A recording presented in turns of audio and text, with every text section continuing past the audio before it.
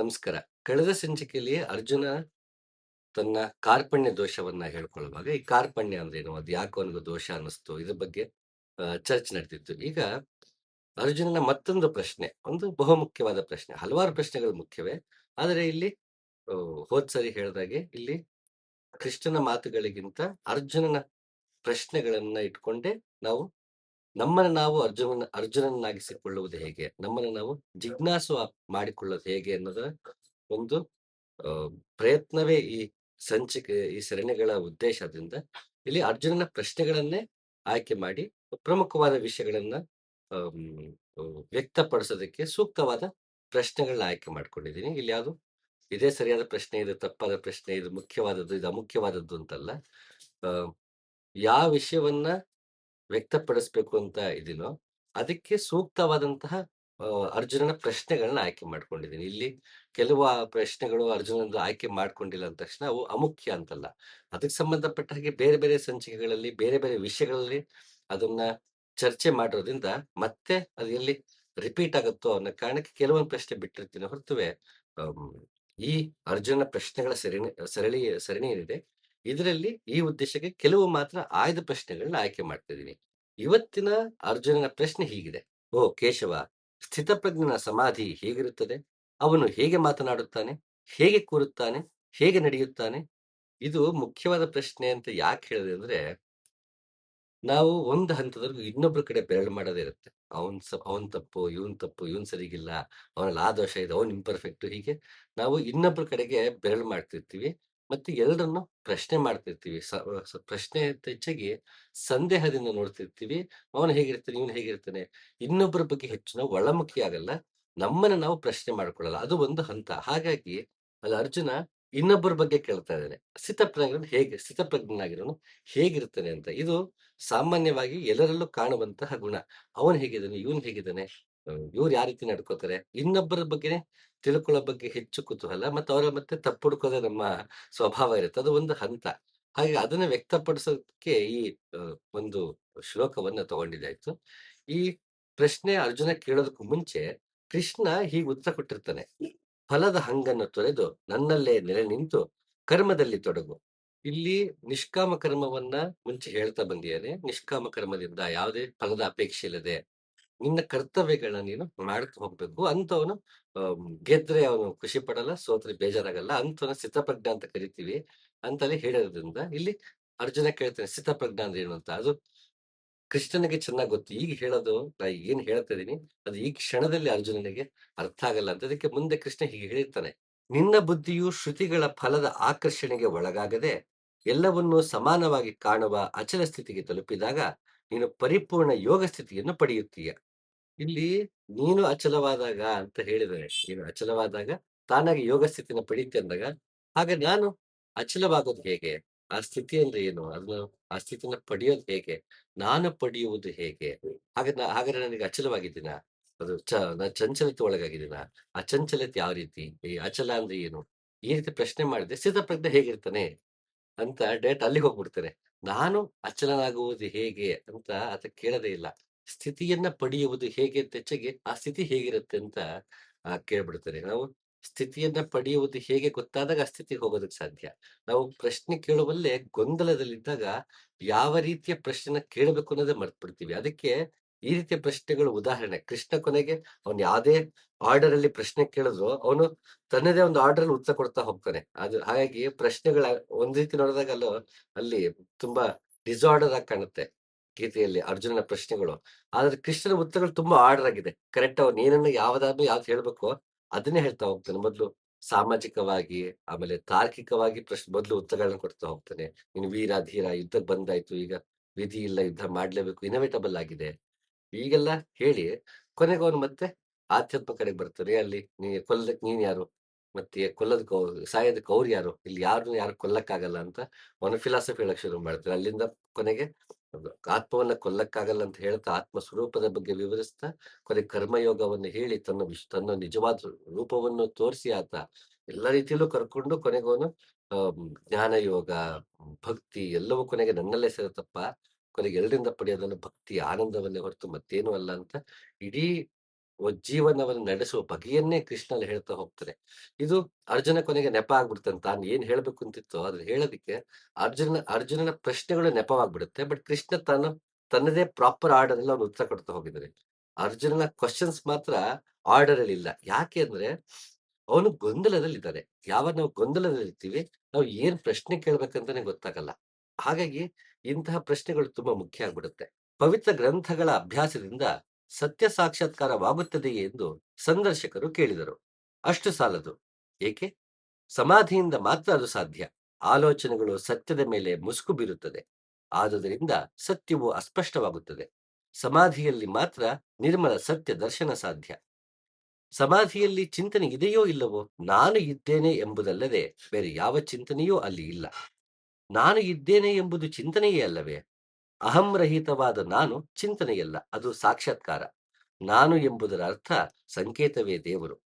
ನಾನು ಎಂಬುದರ ಅನುಭವವೇ ಪ್ರಶಾಂತಿ. ಇಲ್ಲಿ ರ- ರಮಣ ಮಹರ್ಷಿಗಳ ಉತ್ತರವನ್ನ ಬಿಡಿಸಿ ಹೇಳಕ್ ಹೋಗಲ್ಲ. ಇಲ್ಲಿ ಆ ಶಿಷ್ಯನ ಪ್ರಶ್ನೆಯನ್ನು ಹೇಗೆ ಹಿಸ್ಟರಿ ರಿಪೀಟ್ಸ್ ಅಂತೀವಿ ಹಾಗೆ ಅಲ್ಲಿ ಅರ್ಜುನ ಹೇಗ್ ಕೇಳ್ತಾ ಹೋದ, ಇಲ್ಲೂ ರಮಣ ಮಹರ್ಷಿಗೆ ಒಬ್ರು ಶಿಷ್ಯ ಹಾಗೆ ಕೇಳ್ತಾರೆ. ಇಲ್ಲಿ ಗ್ರಂಥಾಭ್ಯಾಸದಿಂದ ಆತ್ಮ ಸಾಕ್ಷಾತ್ಕಾರ ಸಾಧ್ಯ ಇದೆಯಾ? ಇಲ್ಲ ಅಂತಾರೆ. ಹಾಗಾದ್ರೆ ಹೇಗ್ ಸಾಧ್ಯ? ಆ ಸಮಾಧಿಯನ್ನ ಓದಿ ತಿಳ್ಕೊಳಕ್ಕಾಗಲ್ಲ. ಅದು ಹೇಗ್ ಸಾಧ್ಯ ಅಂತ ಆತ ಕೇಳೋದಿಲ್ಲ. ಯಾಕೆಂದ್ರೆ ಆತಗಿನ್ನು ಗ್ರಂಥಗಳು ಓದಿದ್ರೇನೆ ತಾನು ಪಂಡಿತ ಅನ್ಕೊಂಡಿರ್ಬೋದು, ಅಥವಾ ಅದಿನ್ನು ಮುಗಿಸಿಲ್ಲ ಮತ್ತಷ್ಟು ಓದೋದಿದೆ ಅಂತನೋ, ಅದೇ ಓದುವುದೇ ಪಾರಮಾರ್ಥಿಕ ಸತ್ಯ ಅಂತನೋ ಹಲವಾರು ರೀತಿ ನಾವುಗಳು ಅನ್ಕೊಂಡಿರ್ತೀವಿ. ಹಾಗಿದ್ದಾಗ ಅದನ್ನ ಅಧ್ಯಯನ ಮಾಡುವ ಬದಲು ಅಭ್ಯಾಸದ ಕಡೆಗೆ ಬರಬೇಕು ಅನ್ನೋ ಅರಿವು ಬರೋವರೆಗೂ ನಾವು ಅಭ್ಯಾಸದ ಕಡೆ ಬರಕ್ಕಾಗಲ್ಲ. ಅಲ್ಲಿವರೆಗೂ ನಮ್ಮಲ್ಲಿ ಆ ತೊಳಲಾಟ ಇದ್ದೇ ಇರುತ್ತೆ. ಹಾಗಾಗಿ ಇಲ್ಲಿ ರಮಣ ಮಹರ್ಷಿಗಳು ಓದೋದ್ರಿಂದ ಸಾಧ್ಯ ಇಲ್ಲ ಅಂತ ಹೇಳಿದಾಗ, ಹೌದಾ ಮತ್ಯಾರಿಂದ ಸಾಧ್ಯ? ಯಾವ ಯೋಗದಿಂದ ಸಾಧ್ಯ? ಯಾವ ಧ್ಯಾನದಿಂದ ಸಾಧ್ಯ? ಯಾವ ಗುರುವಿನಿಂದ ಸಾಧ್ಯ? ಈ ರೀತಿ ಪ್ರಶ್ನೆಗಳು ಆತ ಕೇಳೋದಿಲ್ಲ. ಆತ ನಾನು ಅನ್ನೋದು ಚಿಂತನೆ ಅಲ್ವಾ? ಅದು ಕೂಡ ಒಂದು ಥಾಟ್ ತಾನೆ. ನಾನು ಇದೆ ಎನ್ನುವುದು ಒಂದು ಥಾಟು, ನಾನು ಇಲ್ಲ ಎನ್ನುವುದು ಒಂದು ಥಾಟು. ಈ ಕೊನೆಗೆ ಸ್ಕ್ರಿಪ್ಚರ್ಸ್ ಆಧಾರದ ಮೇಲೆ ಮಾತಾಡ್ತಾ ಹೋಗ್ತಾರೆ ಹೊರತುವೆ ಅಲ್ಲಿ ನಾನು ಅನ್ನುವ ಚಿಂತನೆ ಇಲ್ಲದೆ, ನಾನು ಎನ್ನುವ ಇರುವಿಕೆಯ ಒಂದು ಸ್ಥಿತಿ ಅನ್ನುವುದೇ ಸಮಾಧಿ ಅನ್ನುವುದು ಕೇಳುವಾಗ ಬರೀ ಓದಿನಲ್ಲೇ ನಿಂತಿದ್ದಾಗ ಅದು ಅರ್ಥವಾಗಲ್ಲ. ಹಾಗಾಗಿ ಅವಾಗ ಓದಿನಿಂದ ಮೇಲಕ್ಕೆ ಬರಬೇಕಾಗತ್ತೆ ಎನ್ನೋ ಅರಿವು ಕೂಡ ನಮಗೆ ಬರೋದಿಲ್ಲ. ಹಾಗಾಗಿ ನಾವು ಮತ್ತೆ ಆ ಸ್ಥಿತಿ ಬಗ್ಗೆನೇ ಮಾತಾಡ್ತಾ ಹೋಗ್ತಾರೆ ಅಲ್ಲಿ ಶಿಷ್ಯ ರಮಣ ಮಹರ್ಷಿ ಜೊತೆಗೆ. ಆ ಸಮಾಧಿ ಹೇಗೆ? ಅದರಲ್ಲಿ ಕೊರತೆ ಆಯ್ತಲ್ಲ, ನಾನು ಅನ್ನೋದು ಇದೆಯಲ್ಲ ಅಂತ ಸಮಾಧಿಯಲ್ಲೇ ಕೊರತೆಯನ್ನ ಹುಡುಕೋದಕ್ಕೆ ಸಾಧ್ಯ ಆಗತ್ತೆ ಹೊರತು ತನ್ನಲ್ಲೇ ಕೊರತೆಯನ್ನು ಹುಡುಕೋದಕ್ಕೆ ಸಾಧ್ಯವೇ ಆಗಲ್ಲ. ಯಾಕೆಂದ್ರೆ ನಾವಿನ್ನು ಗೊಂದಲದಲ್ಲಿ ಇರ್ತೀವಿ. ಯಾಕೆ ಇಷ್ಟು ಹೇಳ್ತಿದೀನಿ ಅಂತಂದ್ರೆ, ಸಾಮಾನ್ಯ ಜನರಲ್ಲಿ ಅದೇ ಆಗೋದು. ನಾವು ಗೊಂದಲದಲ್ಲಿದ್ದಾಗ ಪ್ರಶ್ನೆ ಮಾಡಬಾರ್ದು ಅಂತಲ್ಲ, ಪ್ರಶ್ನೆ ಮಾಡ್ಬೇಕು. ಆದ್ರೆ ಗೊಂದಲದಿದ್ದಾಗ ನಾವು ಯಾವ ರೀತಿ ಪ್ರಶ್ನೆ ಮಾಡ್ಕೊಳ್ತಿದ್ವಿ, ಕನಿಷ್ಠ ಅದ್ರ ಬಗ್ಗೆ ಒಂದು ಸ್ವಲ್ಪ ಸ್ಪಷ್ಟತೆಯನ್ನ ತಗೋಬೇಕು. ಕೆಲವೊಂದ್ಸಲಿ ಗೊಂದಲದಲ್ಲೇ ಪ್ರಶ್ನೆ ಕೇಳ್ಬೋದು. ಆಗ ಅದನ್ನ ಒಂದೊಂದೇ ಹಂತವಾಗಿ ಗುರು ಅದನ್ನ ಸಮಾಧಾನ ಹೇಳ್ತಾ ಹೇಳ್ತಾ ಗೊಂದಲ ನಿವಾರಣೆ ಆದ್ಮೇಲೆ ಅವನ ಸ್ಪಷ್ಟತೆ ಬರುತ್ತೆ. ಮತ್ತೆ ಅವಶ್ಯಕವಾದ ಪ್ರಶ್ನೆಗಳನ್ನ ಕೇಳ್ತಾನೆ. ಇದು ಒಂದು ಉಪಾಯವೇ, ಇಲ್ಲ ಅಂತಲ್ಲ. ಆದ್ರೆ ನಮಗೆ ಅರಿವಿರಬೇಕು, ನಾನು ಗೊಂದಲದಲ್ಲಿದ್ದೇನೆ. ಕೆಲವೊಮ್ಮೆ ನನಗೆ ಉತ್ತರ ಅರ್ಥವಾಗುತ್ತೆ, ಕೆಲವೊಮ್ಮೆ ಅರ್ಥವಾಗಲ್ಲ. ಗೊಂದಲದಲ್ಲಿದ್ದಾಗ ಉತ್ತರ ಸಿಕ್ತು, ನಂಗದು ಅರ್ಥ ಆಯ್ತು ಅನ್ಕೊಂಡ್ರು ಅದು ಕೊನೆಗೆ ಅದೊಂದು ಭ್ರಾಂತಿಯೇ. ಗೊಂದಲದಲ್ಲಿದ್ದೀನಿ, ನಂಗೆ ಉತ್ತರ ಸಿಕ್ಕಿದೆ, ನಂಗದು ಅರ್ಥ ಆಗ್ತಿಲ್ಲ, ಅದು ಕೂಡ ಭ್ರಾಂತಿಯೇ. ಗೊಂದಲ ನಿವಾರಣೆ ಆದಾಗ ತಾನಾಗೆ ಅವತ್ತಿನ ಉತ್ತರ ಇವತ್ತು ನಮ್ಗೆ ಅರ್ಥ ಆಗುತ್ತೆ. ಹಾಗಾಗಿ ಕೃಷ್ಣ ಅವ್ರ ಕಡೆ ಹೇಳ್ತಾರೆ, ನೀನ್ ಇವತ್ತು ಗೊಂದಲದಲ್ಲಿದ್ದೀಯಾ, ನಾನಿವಾಗ ನಿಂಗೆ ಏನೇ ಹೇಳಿದ್ರು ಅದ್ ನಿನಗೆ ಅರ್ಥ ಆಗಲ್ಲ. ಅದಕ್ಕೆ ಮತ್ತೊಂದ್ ಕಡೆ ಕೃಷ್ಣ ಹೇಳ್ತಾನೆ, ನೀನು ಅಭ್ಯಾಸದಲ್ಲೇ ತೊಡಗಿರ್ಬೇಕು. ಸದಾ ನನ್ನನ್ನೇ ನೆನೆಯುವಂತಹ ಅಭ್ಯಾಸ ತೊಡಗಿರ್ಬೇಕು. ಅದು ಈ ಒಂದೇ ಸಲಿಗೆ ಸಾಧ್ಯವಾಗಲ್ಲ. ಹಾಗಾಗಿ ಭಗವಂತನ ಸದಾ ನೆನೆಯುವ ಒಂದು ಮಾರ್ಗದಲ್ಲಿ ಆಗಾಗ ಏನಾದರೂ ಮರೆತರೆ, ಸೋತರೆ ಧೃತಿಗೆಡಬೇಡ. ಇದು ನಿಧಾನವಾಗಿ ಶನೈಶ್ಚನೇಹ ಅಂತಾರೆ ಕೃಷ್ಣ. ನಿಧಾನವಾಗಿ ತಾನಾಗಿ ಅದು ಅಭ್ಯಾಸದಿಂದ ದಕ್ಕುವುದೇ ಹೊರತು ಒಂದೇ ಸಲಿಗೆ ಆಗುವಂಥದ್ದಲ್ಲ. ಅದ್ರ ಬಗ್ಗೆಯೂ ಹತಾಶೆ ಇಟ್ಕೋಬೇಡ. ನಾನು ದಿನ ದೇವ್ರ ನೆನಪಿಸ್ಬೇಕು, ನಾವು ನಾಮಸ್ಮರಣೆ ಮಾಡ್ಬೇಕು ಅಂತ ಹೇಳಿದ್ರೆ ನಾನು ತಪ್ಪದೆ ನಾಮಸ್ಮರಣೆ ಮಾಡ್ತಿದೀನಿ ಅಂತ ಅಹಂಕಾರನ ಪಡಬಾರದು. ನಾಮಸ್ಮರಣೆ ಮಾಡಕ್ ಹೋಗಿ ಮಧ್ಯ ಅದು ಸಾಧ್ಯ ಆಗಿಲ್ಲ ಅಂದ ತಕ್ಷಣ ಅದ್ರ ಬಗ್ಗೆ ನಾವು ಬೇಸರನ್ನು ಪಡಬಾರದು. ಅದು ತಾನಾಗೆ ಸ್ಮರಣೆ ಮತ್ತೆ ಅಭ್ಯಾಸದಿಂದ ತಾನಾಗೆ ದಕ್ಕುವಂಥದ್ದೇ ಹೊರತು ನಾವಾಗೆ ಅದನ್ನ ದಕ್ಕಿಸಿಕೊಳ್ಳುವಂಥದ್ದಲ್ಲ. ನಾವು ನಮ್ಮ ಪ್ರಯತ್ನದ ಕಡೆಗೆ ಅಷ್ಟೇ ಗಮನ ಕೊಡಬೇಕು. ಯಾಕೆ ಇದನ್ನ ಹೇಳ್ತಿದ್ದೀನಿ ಅಂದ್ರೆ, ಈ ಇವು ಯಾವ್ದು ನಮ್ಗೆ ಗಮನ ಬರಲ್ಲ. ಯಾವ ದೇವ್ರ ನಾಮನ್ನ ಸ್ಮರಣೆ ಮಾಡಿದ್ರೆ ಒಳ್ಳೇದಾಗತ್ತೆ, ಯಾವುದು ಲಲಿತ ಸಹಸ್ರನಾಮ ಸ್ಟ್ರಾಂಗ್ ಇದೆಯಾ, ವಿಷ್ಣು ಸಹಸ್ರನಾಮ ಸ್ಟ್ರಾಂಗ್ ಇದೆಯಾ, ಎಷ್ಟು ಗಂಟೆಗೆ ಮಾಡಬೇಕು, ಇದೇ ಕೇಳ್ತಿರುತ್ತೆ. ಶ್ರದ್ಧಾ ಭಕ್ತಿಯಿಂದ ಮಾಡ್ಬೇಕಾ? ಆ ವಿಷ್ಣು ಸಹಸ್ರನಾಮದಲ್ಲಿರೋ ಹೆಸರುಗಳ ಅರ್ಥ ಏನು? ಲಲಿತ ಸಹಸ್ರನಾಮದಲ್ಲಿರೋ ಹೆಸರುಗಳ ಅರ್ಥ ಏನು? ನಾವ್ ಇದ್ರ ಕಡೆ ಗಮನ ಕೊಡಕ್ ಹೋಗಲ್ಲ, ಆ ಗೊಡವೆಗೂ ಹೋಗಲ್ಲ. ನಾನು ಯಾವ್ದೋ ಒಂದನ್ನ ಜಪ ಮಾಡ್ಬೇಕು, ನಾನು ನಾಮಸ್ಮರಣೆ ಮಾಡ್ಬೇಕು. ಎಕ್ಸ್ಟರ್ನಲ್ ಆಗ್ತಾ ಹೋಗ್ತಿರ್ತೀವಿ, ಇಂಟರ್ನಲ್ ಆಗ್ತಾ ಹೋಗಲ್ಲ. ಯಾಕೆಂದ್ರೆ ನಾವಿನ್ನು ಗೊಂದಲದಲ್ಲೇ ಇರ್ತೀವಿ. ಹಾಗಾಗಿ ವಿಷ್ಣು ಒಂದು ನಾನು ಜಪವನ್ನ ನಾನು ಆಚರಿಸ್ಬೇಕು ಅಂತ ಹೋದ್ರೆ, ಅದಕ್ಕೆ ಬೇಕಿರುವಂತಹ ಸೂಕ್ತ ಪ್ರಶ್ನೆಗಳನ್ನ ನಾವು ಕೇಳೋದಕ್ಕೆ ಹೋಗಲ್ಲ, ಕೇಳ್ಕೊಳ್ಳೋಕ್ಕೂ ಹೋಗಲ್ಲ. ಹಾಗಾಗಿ ಇಂತಹ ಪ್ರಶ್ನೆಗಳು, ಅರ್ಜುನನ ಪ್ರಶ್ನೆಗಳು, ಇಲ್ಲಿ ರಮಣ ಮಹರ್ಷಿಗೆ ಒಬ್ಬ ಶಿಷ್ಯ ಬಂದು ಕೇಳಿದ ಪ್ರಶ್ನೆಗಳು ನಮಗೆ ಕನ್ನಡಿಯಾಗಿ ನಿಲ್ಲಬೇಕು. ನಾನು ಯಾವ ರೀತಿ ಯೋಚನೆ ಮಾಡ್ತೀನಿ, ಯಾವ ರೀತಿ ಪ್ರಶ್ನೆಗಳನ್ನ ಕೇಳಬೇಕು ಅಂತ. ಪ್ರವೃತ್ತಿ ಹಾಗೂ ನಿವೃತ್ತಿ ಮಾರ್ಗಗಳ ಬಗ್ಗೆ ಭಗವಾನರ ವಿಚಾರ ಏನು? ಎರಡೂ ಮಾರ್ಗಗಳನ್ನು ಹೇಳಲಾಗಿದೆ. ಅದರಿಂದೇನು? ಎರಡರಲ್ಲಿ ಯಾವುದು ಉತ್ತಮ? ಅಂತರ್ಮುಖವಾದ ಮನಸ್ಸೇ ನಿವೃತ್ತಿ, ಬಹಿರ್ಮುಖವಾದ ಮನಸ್ಸು ಪ್ರವೃತ್ತಿ. ಆದ್ದರಿಂದ ಆದರೆ ಆತ್ಮದಿಂದ ಬೇರೆಯಾಗಿ ಏನೂ ಇಲ್ಲ, ಎರಡೂ ಒಂದೇ. ಇಲ್ಲೂ ನೋಡಿ, ಇಲ್ಲಿ ಯಾವುದು ಉತ್ತಮ, ಅದರಲ್ಲಿ ಯಾವ್ದು ಶ್ರೇಷ್ಠ, ಯಾವ್ದನ್ನ ಆಯ್ಕೆ ಮಾಡ್ಕೋಬೇಕು, ಶ್ರೇಷ್ಠವಾಗಿದ್ದು ಮಾತ್ರ ನಾನು ಮಾಡ್ತೀನಿ, ಉತ್ತಮವಾಗಿರೋದು ಮಾತ್ರ ನಾನು ಮಾಡ್ತೀನಿ ಅಂತ ನಾವು ಜೀವನದಲ್ಲೂ ಅನ್ಕೋತೀವಿ. ಅದಕ್ಕೆ ನಾವು ಹಲವಾರು ತೊಳಲಾಟಕ್ಕೆ ಸಿಕ್ಕಾಕೋತೀವಿ. ಇದಕ್ಕಿಂತ ಅದು ಶ್ರೇಷ್ಠ, ಅದಕ್ಕಿಂತ ಇದು ಶ್ರೇಷ್ಠ, ನನಗೆ ಬೆಸ್ಟ್ ಬೇಕು. But do I deserve best? ಆ ಬೆಸ್ಟ್ ನ ಪಡ್ಕೊಳ್ಳಕ್ಕೆ ನಾನು ಎಷ್ಟು ಸಿದ್ಧನಾಗಬೇಕು ನಾವು ಯೋಚನೆ ಮಾಡಲ್ಲ. ನಮ್ಗೆ ಎಲ್ಲವೂ ಚೆನ್ನಾಗಿರೋದೇ ಬೇಕು. ಮನೆ, ನಮ್ ಸಂಸಾರ, ನನ್ನ ಕೆಲಸ, ಓದು, ನನಗೆ ಎಕ್ಸಾಮ್ ಬರ್ಬೇಕಾದ್ರೆ ಮಾರ್ಕ್ಸು, ರ್ಯಾಂಕು, ರೇಟಿಂಗು ಎಲ್ಲವೂ ನಮಗೆ ಚೆನ್ನಾಗಿರೋದ್ ಬೇಕು. ಆದ್ರೆ ಚೆನ್ನಾಗಿರೋದನ್ನ ಪಡ್ಕೊಳ್ಳಕ್ಕೆ ನಾನೆಷ್ಟು ಸಿದ್ಧನಿದ್ದೀನಿ? ನಾನದಕ್ಕೆ ಎಷ್ಟು ಯೋಗ್ಯನಿದ್ದೀನಿ? ನಾನದನ್ನ ಎಷ್ಟು ಕಷ್ಟಪಟ್ಟು ಶ್ರಮದಿಂದ ಸಂಪಾದನೆ ಮಾಡಿದ್ದೀನಿ? ಆ ಹಂತಕ್ಕೆ ಹೋಗೋದಕ್ಕೆ ನಾವು ಗಮನಿಸಲ್ಲ. ನಮ್ಗೆಲ್ಲ ಬೆಸ್ಟ್ ಬೇಕು. ಬೆಸ್ಟ್ ಇದ್ರೆ ಮಾತ್ರ ನಾವು ಮಾಡ್ತೀವಿ ಅಂತ. ಇದನ್ನೇ ಗುಣವನ್ನ ನಾವು ಆಧ್ಯಾತ್ಮಿಕತೆ ಅಂತೀವಿ. ಯಾವ ಗುರು ಬೆಸ್ಟು? ಯಾವ ಮಾರ್ಗ ಬೆಸ್ಟು? ಯಾವ್ದ್ರಲ್ಲಿ ಬೇಗ ರಿಸಲ್ಟ್ ಸಿಗುತ್ತೆ? ಯಾವ್ದ್ರಲ್ಲಿ ಇಮಿಡಿಯೇಟ್ ರಿಸಲ್ಟ್ ಸಿಗುತ್ತೆ? ಯಾವ ಜಪದಿಂದ ಬೇಗ ನನಗೆ ಒಳ್ಳೇದಾಗ್ಬಿಡುತ್ತೆ?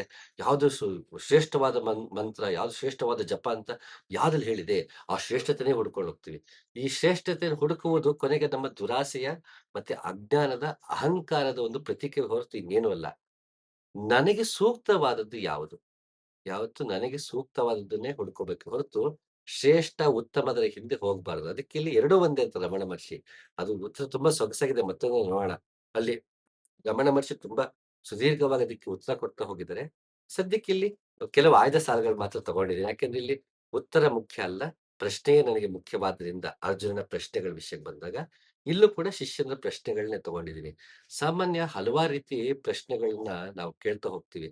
ಇದನ್ನ ನಮ್ಮಲ್ಲೇ ನಾವೇ ಪಟ್ಟಿ ಮಾಡ್ಕೊಳ್ಬೇಕು. ಇದಕ್ಕೆ ಸಿದ್ಧ ಸೂತ್ರ ಅಂತಿಲ್ಲ.